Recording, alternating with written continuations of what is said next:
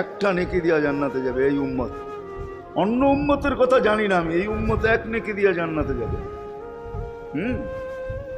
নবীর একটা আদর্শের কারণে জান্নাতে যাবে। সিরত মানি আদর্শ, আর এটা আমরা কদমে কদমে মুহতাজ।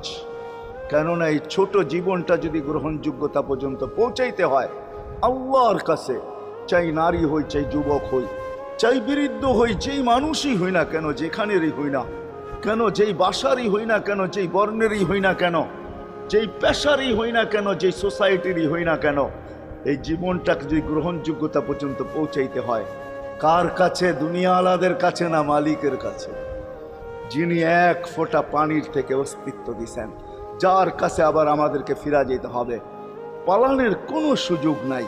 এই জন্যই কোরআন আমাদেরকে বোঝায় আইনাল মাফার। আল্লাহ বলতেছে কোথায় ভাগবে তুমি, বলো কোথায় ভাগবে?